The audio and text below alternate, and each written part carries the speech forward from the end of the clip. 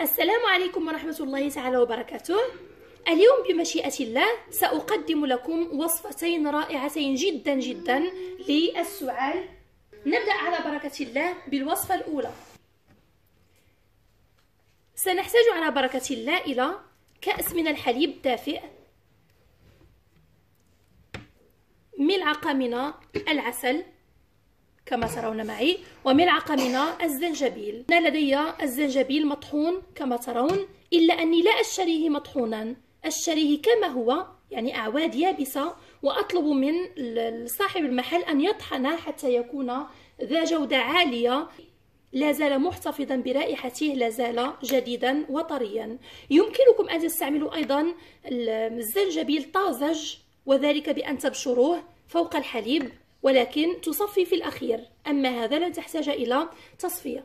بإذن الله مجربة ومضمونة، أستعملها حتى لأطفالي، يعني يمكن أن نستعملها للصغار والكبار.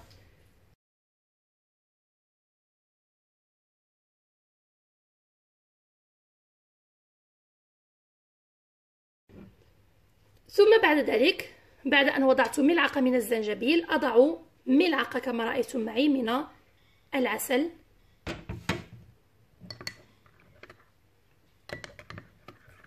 أخلط الكل جيدا وهو دافئ،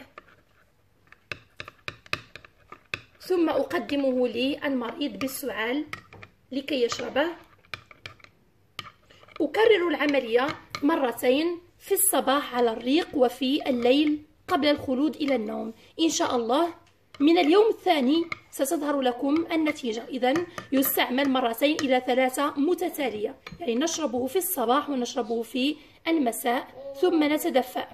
هذا إن شاء الله هو المزيج الذي يعالج السعال. كما قلت يمكن تقديمه بكل أمان للأطفال. أتمنى أن يفيدكم وينفعكم كما أفادنا ونفع أطفالنا وأغنانا عن دواء الصيدليات. نبقى الآن مع الوصفة الثانية إن شاء الله. سنحتاج على بركة الله في الوصفة الثانية إلى فص ثوم أحمر كما ترون معي، ملعقة صغيرة من العسل، ملعقة من الزيت، زيت الزيتون طبعا، ونصف ملعقة من الزنجبيل. يمكنك استعمال طازج أو المطحون كما تشاء.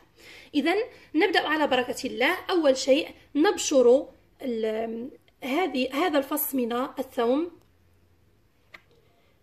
بعد أن بشرته كما ترون أفرغ عليه القليل فقط، نصف ملعقة صغيرة، نصف ملعقة من الزنجبيل، ملعقة عسل،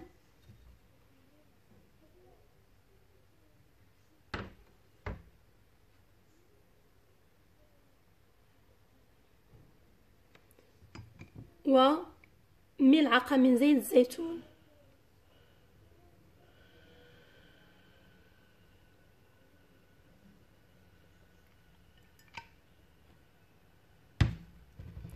أخلط جميع هذه العناصر حتى تنسجم وتندمج مع بعضها.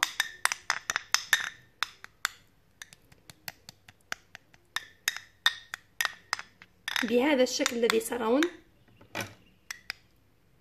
تصبح هكذا أحبتي. ثم نأكل ملعقة هكذا، أحمل الملعقة وآكلها قبل الخلود إلى النوم، ثم أتدفأ جيدا، فهي فعالة جدا جدا بامتياز. إذن هذه الوصفات أحبتي مجربة ومضمونة كما قلت لكم، هي من الوصفات الشعبية التي تناقلناها عن أمهاتنا وتعالجنا بها حتى ونحن صغار.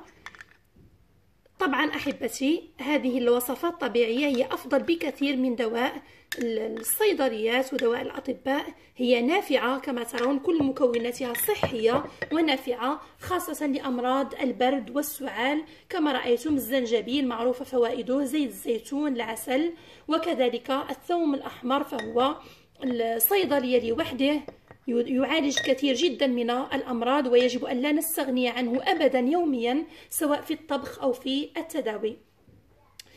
إذا هذه الوصفة أحبتي كما قلت لكم يوميا قبل النوم نأكل ملعقة نداوم عليها مدة 3 أيام تقريبا. بإذن الله سوف ترتاحون نهائيا من مشكل السعال ولن تحتاجوا أبدا إلى أدوية. أتمنى أحبتي أن تستفيدوا من فيديو اليوم وأن يكون قد أعجبكم. إن أعجبكم كالعادة لا تنسوا الاشتراك بالقناة والإعجاب ومشاركة الفيديو مع الأصدقاء والأحباب لتعم الفائدة بإذن الله. دمتم في أمان الله والسلام عليكم.